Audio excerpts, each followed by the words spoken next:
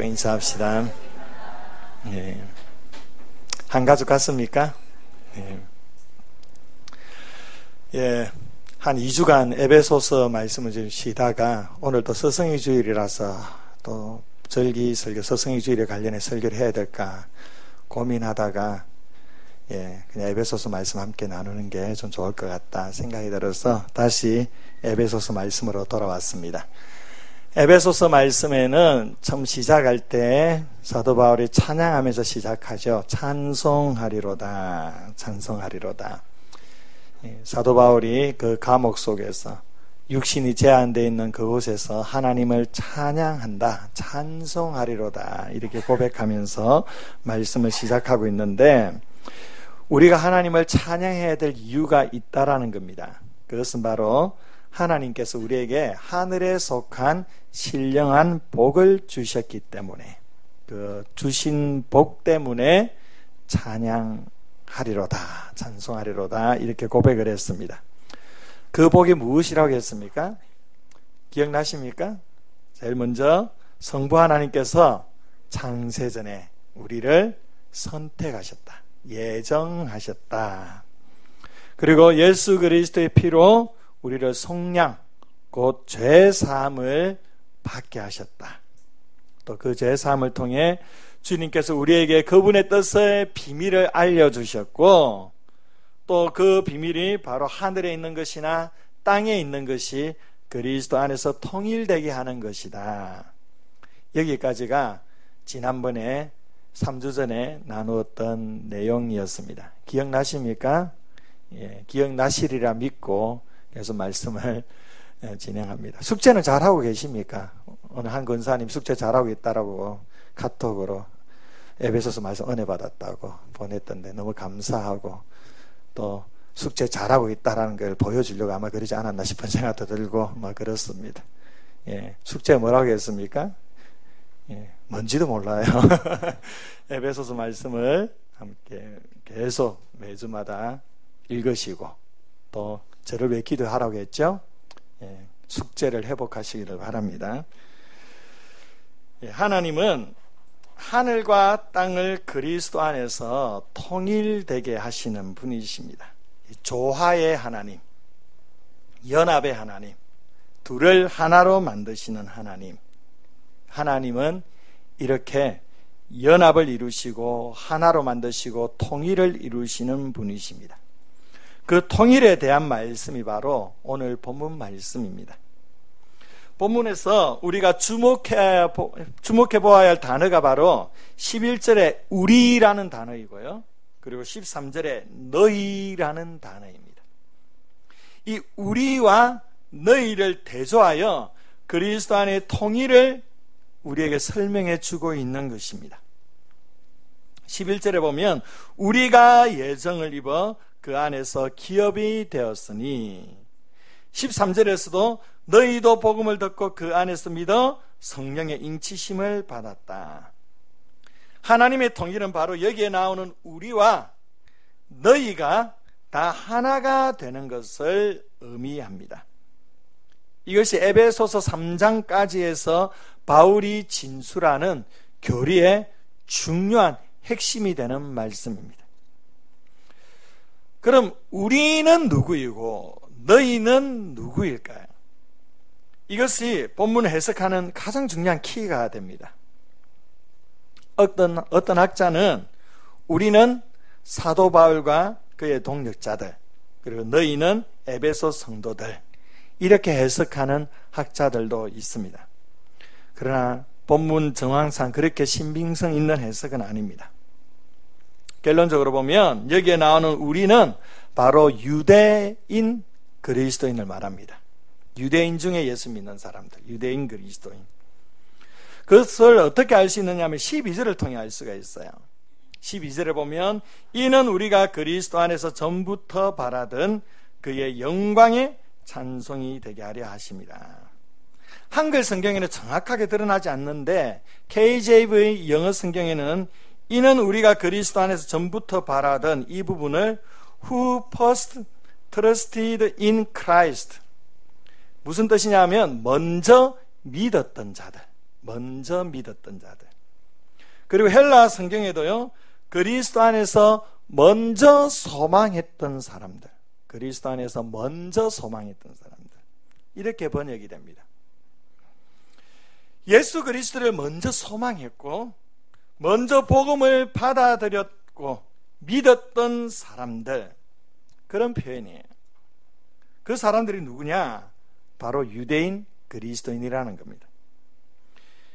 유대인들이 가장 먼저 십자가의 사건을 접했습니다.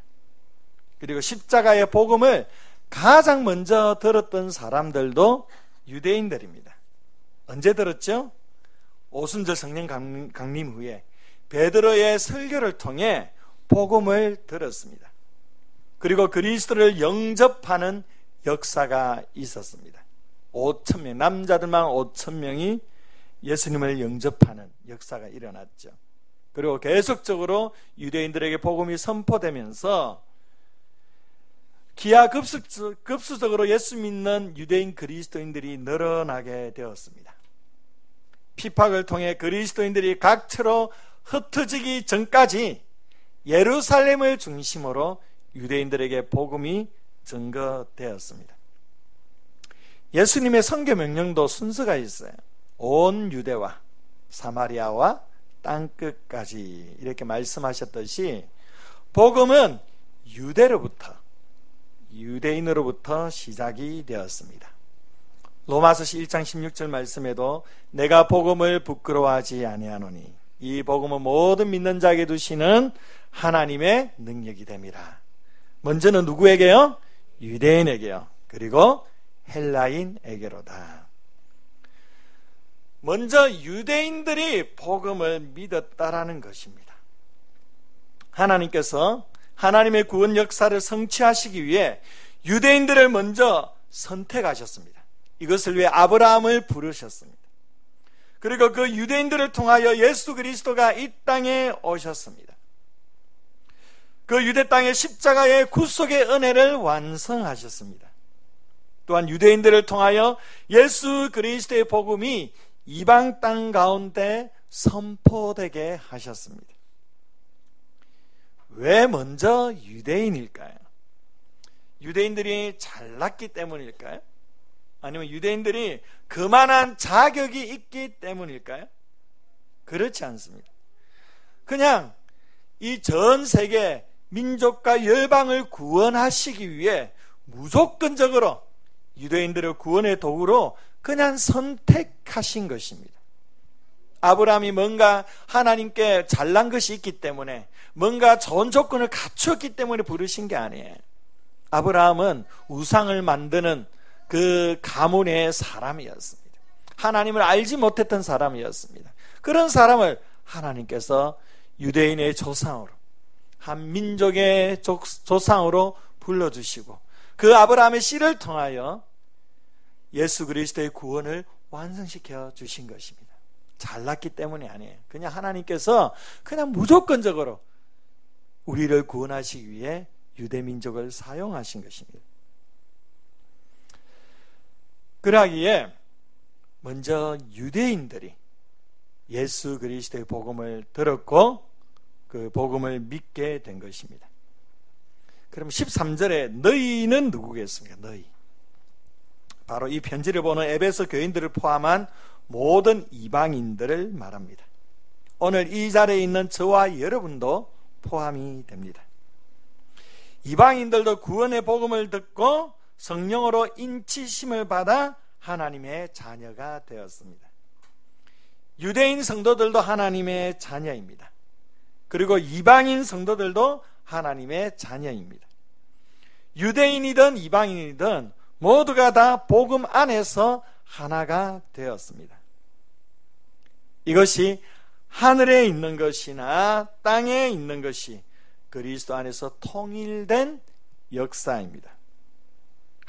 우리는 에베소서 2장 말씀에서 더 구체적으로 이 부분에 대해 말씀을 듣게 될 것입니다.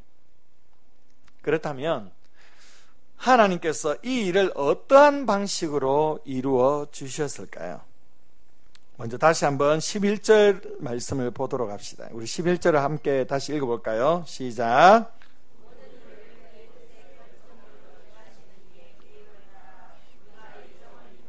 그 안에서 기업이 되었으니. 유대인들이 예수 안에서 기업이 되었습니다. 기업이 되었다는 것은, 이것은 헬라어로 클레로라는 단어입니다. 이 단어의 뜻은 제비를 뽑다, 제비 뽑아 선택하다, 이런 뜻인데 수동태로 사용되어져 있습니다. 그러니까 제비에 뽑혔다라는 거예요. 뽑혀졌다라는 겁니다. 누군가에 의해서. 이것은 유대인들의 의지와는 상관없이 무조건적으로 하나님에 의해 제비 뽑혀서 하나님의 기업, 즉 하나님의 것이 되었다라는 의미입니다. 신명기 32장 9절에 보면 이런 말씀이 있습니다. 여호와의 분깃은 자기 백성이라 야곱은 그가 택하신 기업이로다. 이스라엘 백성들이 하나님의 분깃, 하나님의 것이라는 겁니다. 그분의 몫이라는 거예요. 하나님께서 이렇게 선택하셨다라는 겁니다. 이것은 유대인들이 하나님으로부터 어떤 유산을 취했다거나 기업을 얻었다라는 것이 아니고 그들 자체가 하나님의 유산이고 하나님의 기업이라는 것입니다. 그런데 이것이 오직 유대인들에게만 해당되는 것입니까? 그렇지 않습니다. 바로 에베소 성도들을 포함한 모든 이방인들, 지금 이 자리에 앉아있는 저와 여러분까지 해당되는 말씀입니다. 유대인들이 하나님의 기업이듯이 이방인, 즉 우리들 또한 하나님의 기업입니다. 이것을 말씀해 주는 내용이 바로 13절 말씀입니다. 우리 13절 또 읽어볼까요? 시작.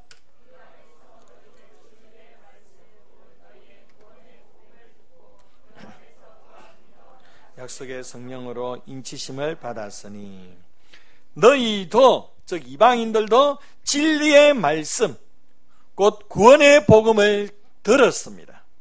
그리고 믿었습니다. 그 믿음을 통해 성령으로 인치심을 받았습니다. 그러므로 유대인들과 동일하게 이방인들도 하나님의 기업, 하나님의 소유가 되었다라는 것입니다. 우리는 하나님의 기업을 생각할 때 항상 먼저 드는 생각이 하나님의 것이 내 것이라는 거예요.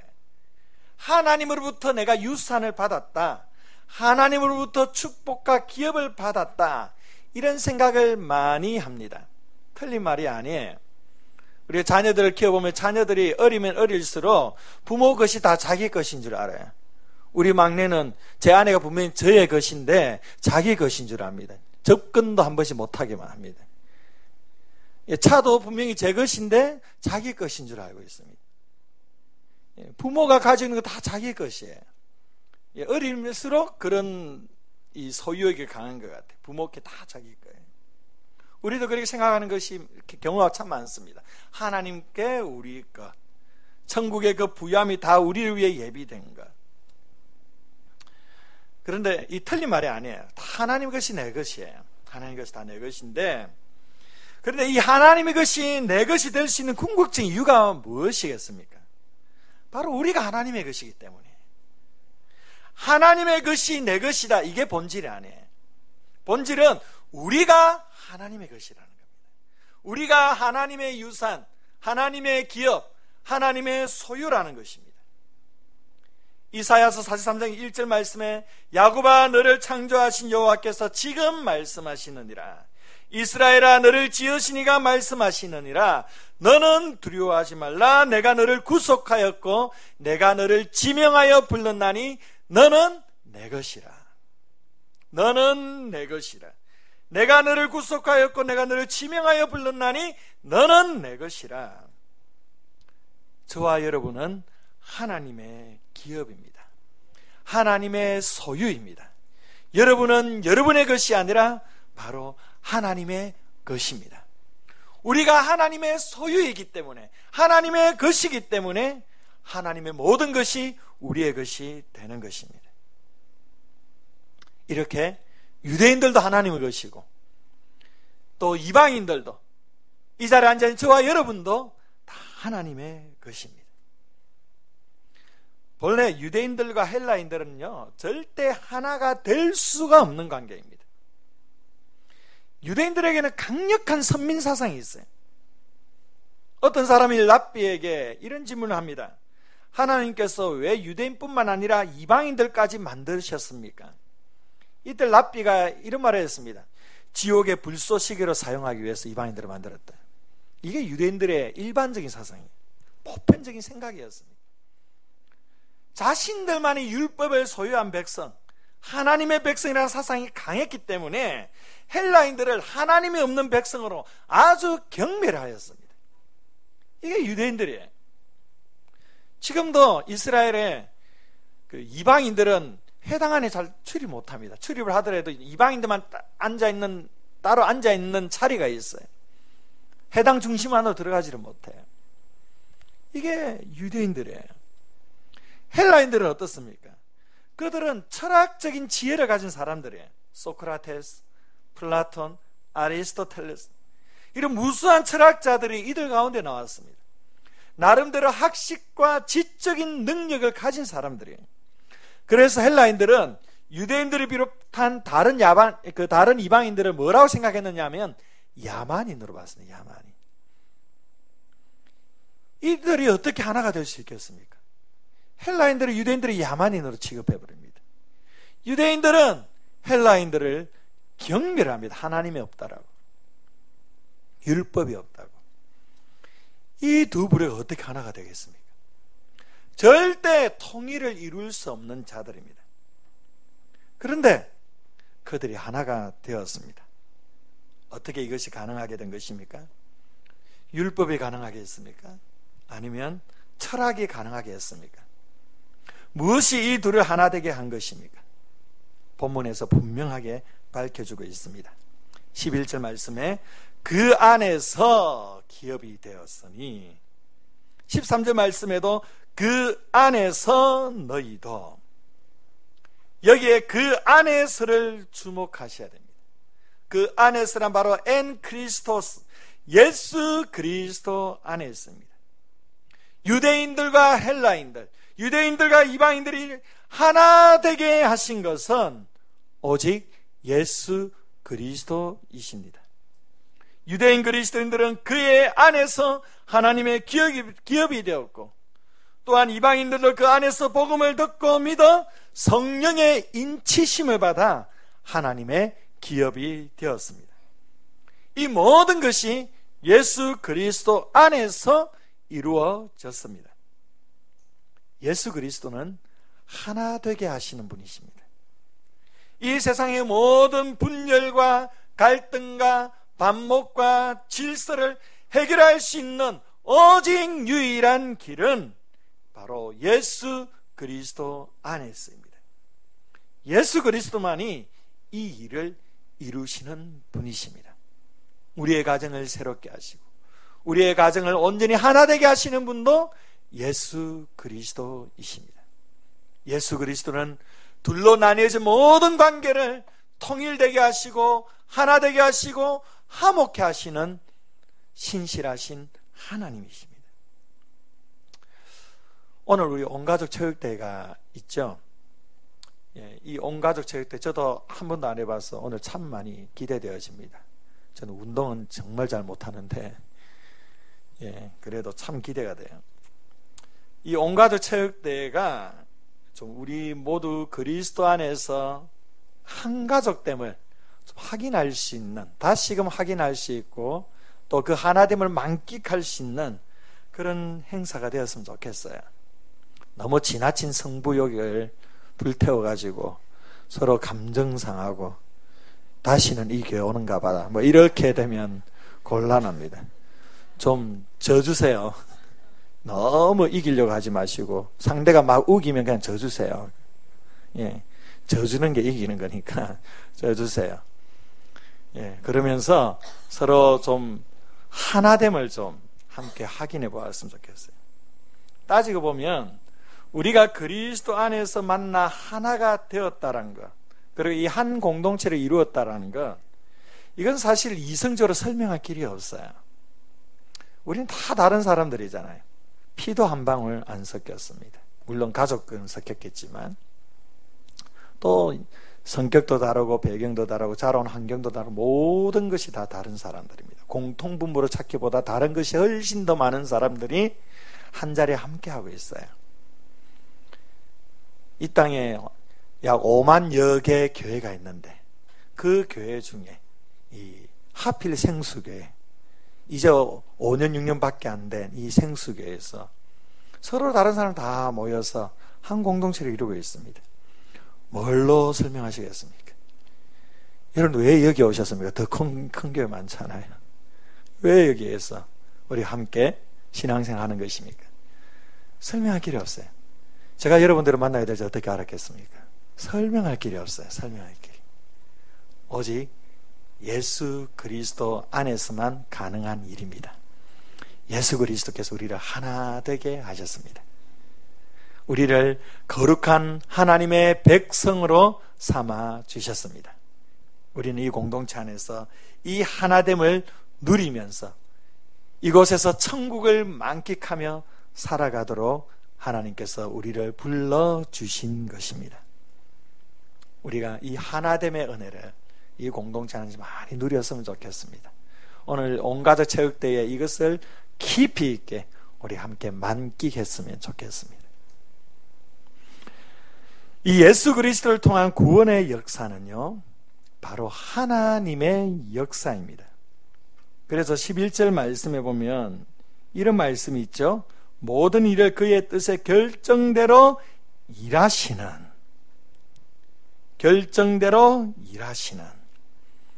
저는 이 부분에서 꽂혀버렸습니다. 일하시는, 하나님이 일하신다. 아주 흥분됩니다. 여러분, 하나님은 일하시는 분이십니다. 하나님께서 그분의 뜻과 계획 가운데 결정하신 일을 이루시기 위해 예수님을 보내셨고 예수 그리스도를 통하여 구원의 역사를 완성하셨습니다. 이 하나님의 일하심으로 말미암아 우리가 예수 믿고 구원을 받아 오늘 이 자리에 앉아 있는 것입니다. 하나님은 지금도 여러분의 삶 가운데 쉬지 않고 일하시는 분이십니다. 졸지도 아니하시고 주무시지도 아니하시며 우리 가운데서 역사하시고 일하십니다. 우리 생수교회 가운데 일하시는 분이십니다. 하나님은 침묵하지 않습니다. 멈춰있지 않으십니다. 항상 우리를 위해 일하시는 분이십니다. 박영선 목사님께서 그분이 쓴 책 다시 보는 로마서에 이 하나님의 일하심에 대해 몇 가지 참 좋은 인사이트가 되는 글을 써주셨어요. 제가 한번 읽어드리면요, 하나님의 일하심의 엄정함과 신실함을 인생에서 확인하지 못한다면 그 인생은 정말 헛된 것입니다. 이런 확인은 특별한 경험이나 기적만으로 할 수 있는 것이 아닙니다. 살면서 누적되는 인생의 무게와 영혼의 깊은 갈증에 대해 답하시는 하나님을 만날 수 없고 이해할 수 없다면 인생은 정말 허무합니다. 인생이 다만 쳇바퀴를 도는 것이라면 어떤 깨달음, 어떤 기쁨, 어떤 우연과 해프닝에 삶의 모든 가치를 부여할 수밖에 없습니다. 또 다음에 글에 보면요, 창조에서 심판까지 하나님이 지으시고 목적하시고 채우시는 현재가 있습니다. 이 세계관은 우연이나 체념에 모든 것을 떠맡기는 것이 아니라 모든 것을 감싸서 더 나아가는 것입니다. 눈물과 실패를 가지고도 일하시는 하나님이라는 것을 잊지 마십시오. 용서가 있고 회복이 있고 기적이 있고 하나님의 기뻐하심이라는 방점이 찍힐 때까지 놓아두시지 않는 하나님이 계십니다.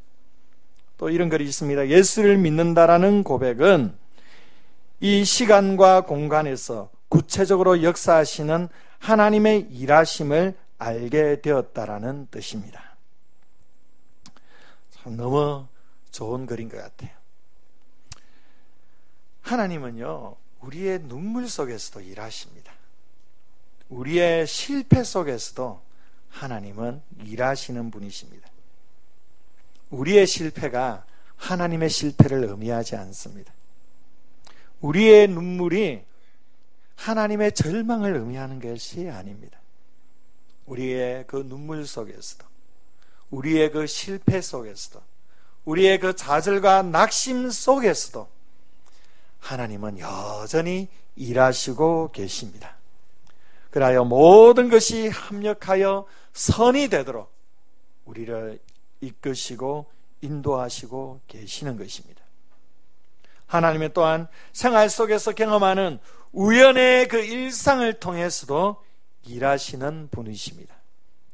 우연처럼 만나는 사람을 통하여, 우연처럼 만나는 일상의 소소한 사건 하나하나를 통하여서도 하나님께서 우리 가운데 일하시는 분이십니다. 때로는 우리가 인생을 살아가면서 또 깊은 새벽과 같은, 흑암과 같은, 어둠과 같은 그러한 생을 살아가는 듯한 느낌이 들고, 그 가운데서 하나님은 침묵하시는 것 같고 하나님은 아무런 일하시는 것 같지 않게 느껴 보인다 할지라도 그 속에서도 하나님은 분명히 일하시고 계십니다. 그분이 결정하신 대로, 그분이 계획하시고 그분이 뜻하신 그대로 우리의 삶을 이끄시고 인도하셔서 더욱 아름답게 하여 주실 것입니다. 구약 성경에 보면 이스라엘 백성들에게 역동적으로 일하시고 역사하시는 그 하나님의 모습을 볼 수 있습니다. 그 하나님께서 우리의 삶 가운데서도 역동적으로 일하시고 계심을 믿으시기 바랍니다.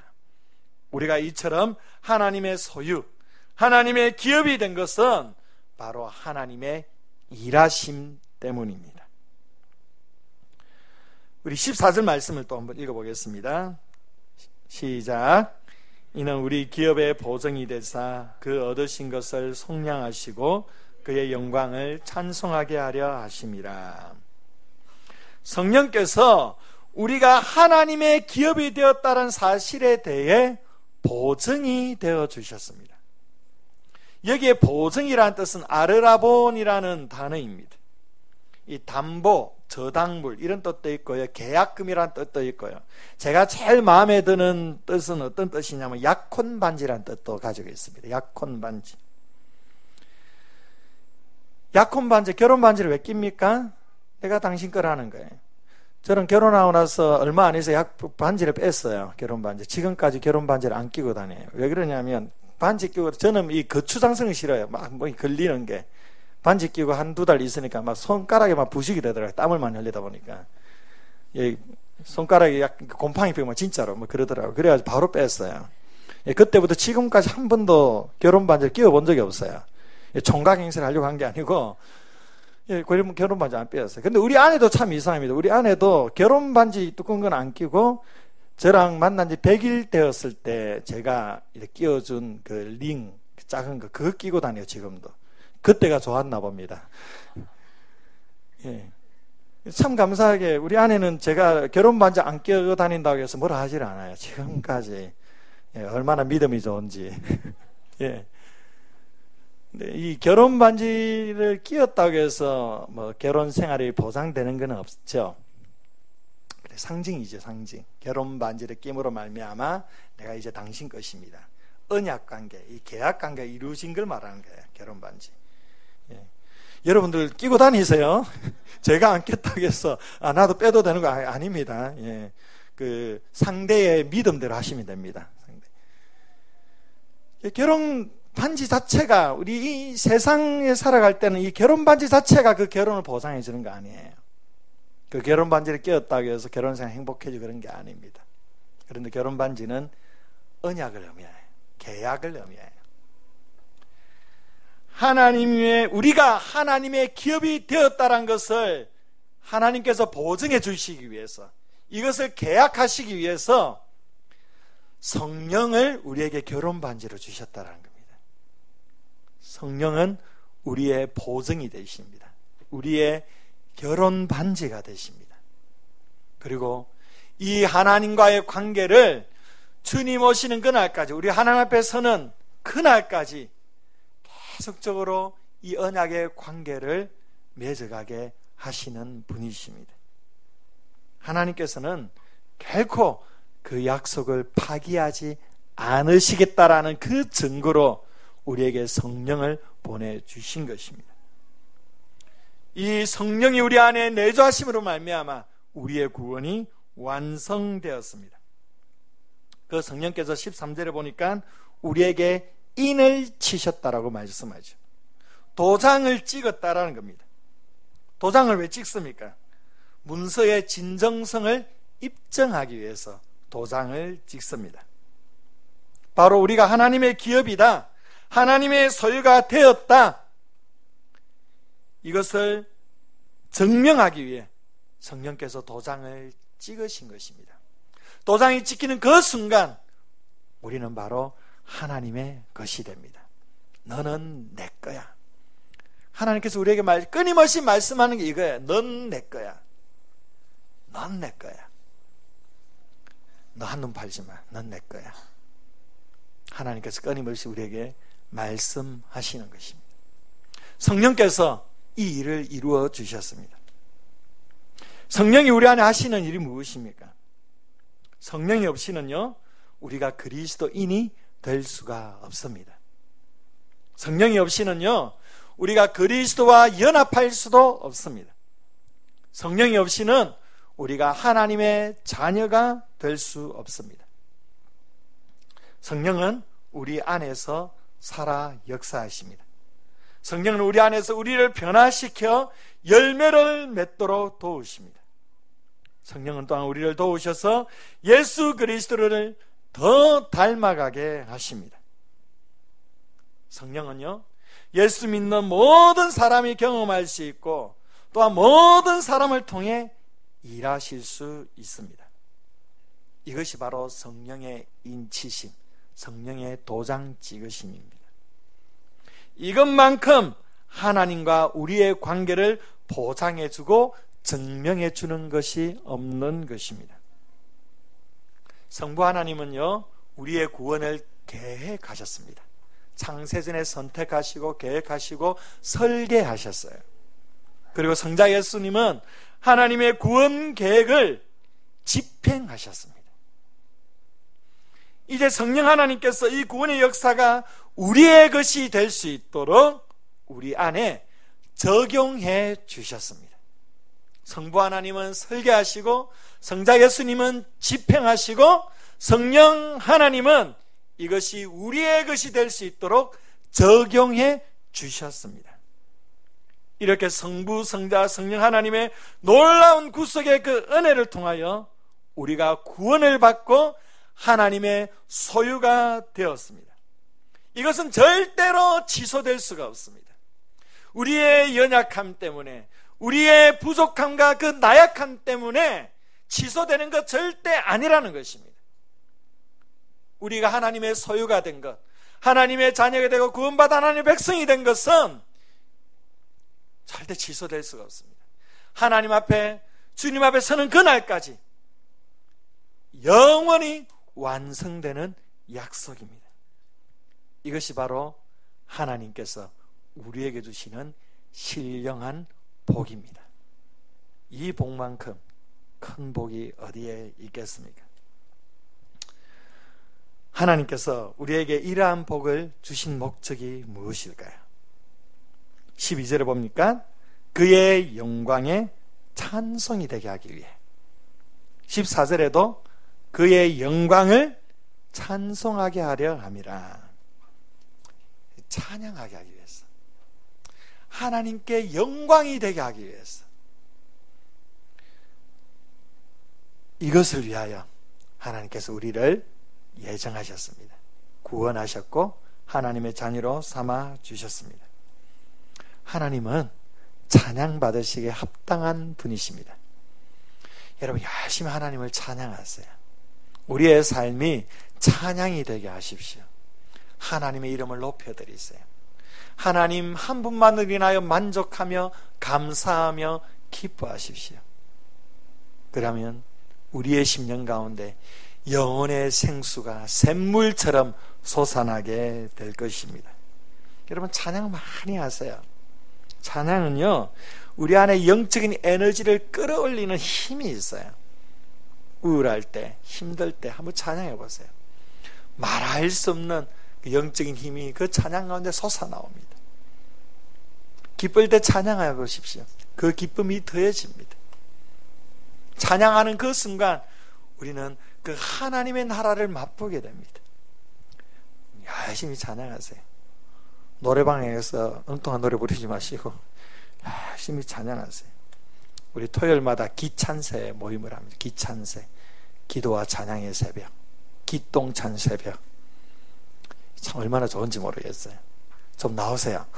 좀 많이 나오셔서 마음껏 하나님을 찬양합시다. 마음껏 하나님을 예배합시다. 그 속에서 하나님께서 부어주시는 그 은혜의 충만함을 한번 경험합시다. 삶 가운데서 하나님을 예배하시고 찬양하십시오. 이것이 우리를 향한 하나님의 목적입니다. 우리가 구원받은 이유 하나만으로도 충분히 찬양해야 될 이유가 있습니다. 여러분 찬양하셔야 됩니다. 삶 전체가, 우리의 존재 자체가 하나님께 찬양이 되어야 합니다.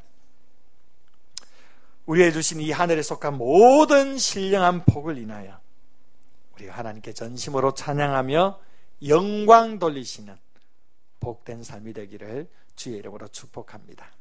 우리 말씀 붙들고 함께 찬양을 할까요? 나의 안에 거하라. 우리 찬양합시다.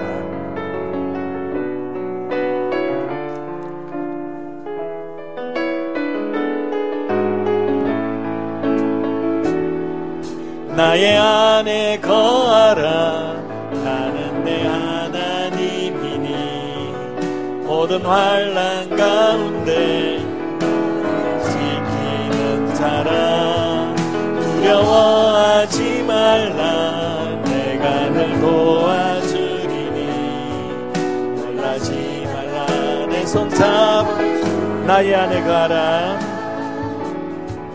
나의 안에 거하라. 나는 내 하나님이니 모든 환난 가운데 너를 지키는 자라. 두려워하지 말라. 내가 널 도와주리니 놀라지 말라. 내 손 잡아주. 내가 너를 지명하여 불렀나니 내가 너를 지명하여 불렀나니 너는 내 것이라. 내 것이라. 너의 하나님이라. 내가 너를 보배롭고 정리하게 여기노라. 너를 사랑하는 내여 내가 너를 지명하여 불렀나니 내가 너를 지명하여 불렀나니 너는 내 것이라. 내 것이라. 너의 하나님이라. 내가 너를 보배롭고 존귀하게 여기노라. 너를 사랑하는 내 여호와라.